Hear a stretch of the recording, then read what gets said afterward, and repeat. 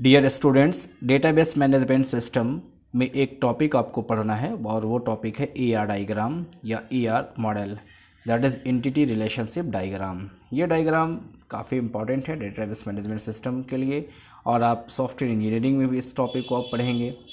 तो हम आज देखेंगे आज के लेक्चर में कि ER डायग्राम को क्या क्या इसमें सिंबल्स यूज़ होते हैं, क्या टर्म्स इसमें अप्लाई होंगे। तो इसको समझने के लिए सबसे पहले हम लोग थोड़ा सा डेटा मॉडल्स देख लेते हैं। डेटाबेस मैनेजमेंट सिस्टम के डेटा मॉडल्स क्या होते हैं।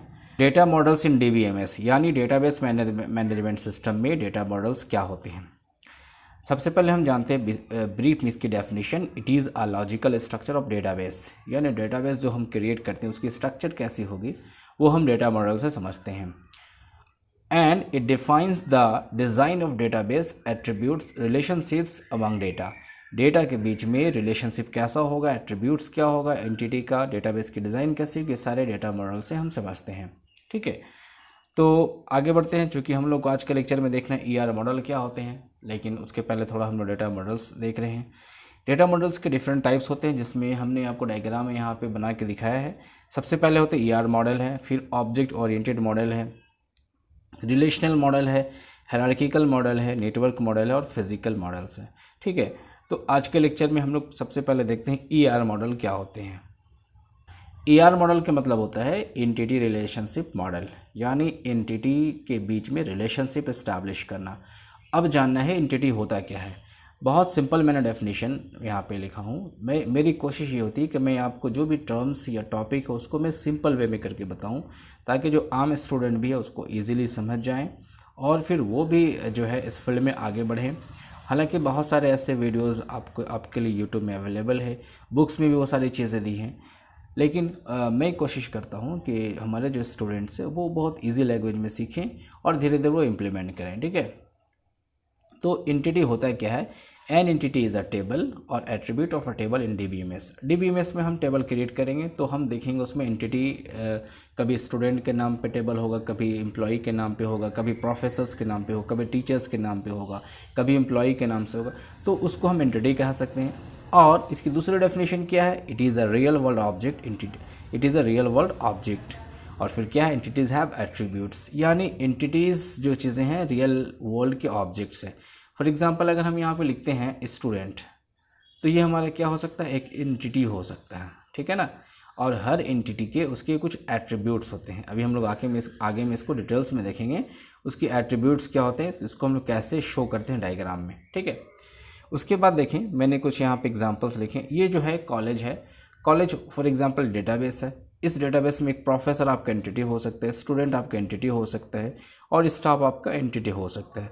प्रोफेसर के यहाँ पे एट्रीब्यूट्स हो सकते हैं, स्टूडेंट्स के भी एट्रीब्यूट्स हो सकते हैं और स्टाफ्स के भी एट्रीब्यूट्स हो सकते हैं। ठीक है, तो इस पूरे हम डेटाबेस को समझने के लिए हमें एंटिटी भी जानना है, एट्रीब्यूट्स भी जाननी है और धीरे धीरे फिर हमको ER डायग्राम बनाना सीखना है।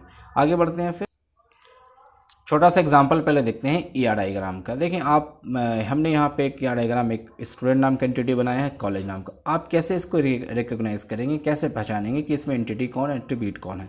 फिलहाल मैं बताता हूँ, फिर आपको जब मैं सिंबल बताऊँगा इसको तो आप इजीली उसको रिकॉग्नाइज कर लेंगे।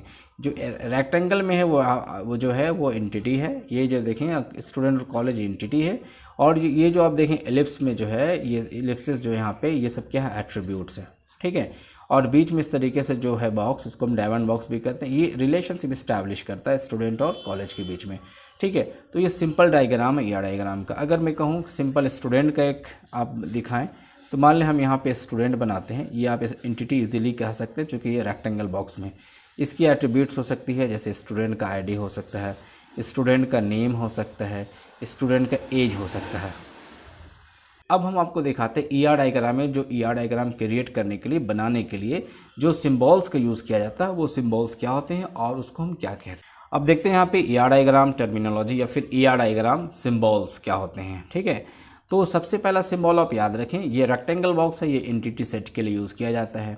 उसके बाद ये एलिप्स है, एलिप्स आपका एट्रीब्यूट्स के लिए यूज़ किया जाता है, जो मैंने अभी आपको बना के दिखाया। ये देखें यहाँ पे ये एंटिटी है और ये इसकी एट्रीब्यूट्स है। ठीक है, डायमंड बॉक्स हमेशा रिलेशनशिप के लिए यूज़ किया जाता है। रिलेशनशिप बोले तो दो के बीच में रिलेशनशिप, एंटिटी के बीच में रिलेशनशिप, जैसे मैंने अभी आपको दिखाया था यहाँ पे, आप देखें फिर से एक बार। हमने आपको एक डायग्राम बना के देखा है। तो स्टूडेंट और कॉलेज के बीच में जो रिलेशनशिप क्या है, study in, that means student college में पढ़ाई करता है। तो हम यहाँ पे लिखेंगे स्टूडेंट स्टडी इन कॉलेज। तो ये डायमंड बॉक्स किस चीज़ के लिए यूज़ किया जाता है, रिलेशनशिप के लिए यूज़ किया जाता है। ये लाइन है, लाइन का यूज़ होगा लिंक करना, लिंक इस्टेब्लिश करना एट्रीब्यूट्स के बीच में, एट्रीब्यूट्स और एंटिटीज़ के बीच में, और एंटिटी से रिलेशनशिप के बीच में।